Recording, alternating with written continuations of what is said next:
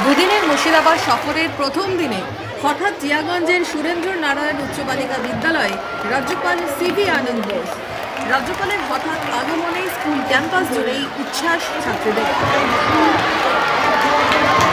স্কুলের গেটের বাইরে রাজ্যপালের কনভয় এসে দাঁড়াতেই স্কুলের শিক্ষিকারা বরণ করে স্বাগত জানালেন রাজ্যপালকে।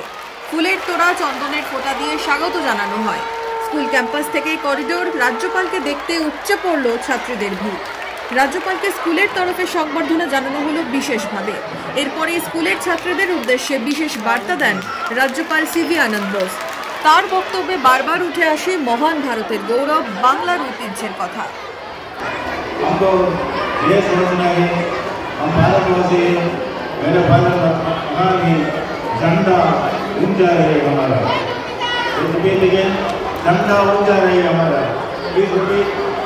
झंडा ऊंचा रहे हमारा, मेरा भारत महान, मेरा भारत महान। যদিও কৌতূহল বাড়ে রাজ্যপালের হঠাৎ স্কুল পরিদর্শনের বিষয়টি নিয়ে। যদিও জানা যায় কার্যত ট্রেনে সাওয়ার স্কুলেরই এক শিক্ষিকা সহযাত্রীর বিশেষ অনুরোধেই স্কুলে তার হঠাৎ যাওয়া। স্কুলের বাংলা বিভাগের শিক্ষিকা চন্দ্রানী হালদার জানিয়েছেন সেই কথা।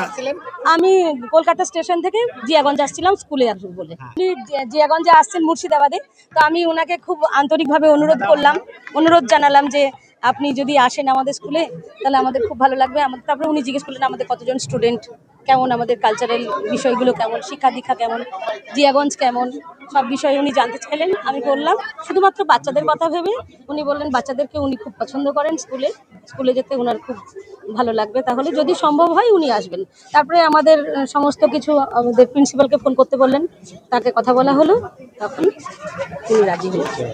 স্কুল শিক্ষিকার অনুরোধ ফেলতে পারলেন না রাজ্যপাল। স্কুলের তরফেও যুদ্ধকালীন তৎপরতায় হলো রাজ্যপালকে স্বাগত জানানোর আয়োজন। সব নিয়ে এদিন দুপুরে স্কুল জুড়ে আলাদাই উদ্দীপনার কথা বলছেন স্কুলের অন্যান্য শিক্ষিকারাও। রাজ্যপালকে পেয়ে সবাই খুব খুশি, আমরাও খুব খুশি।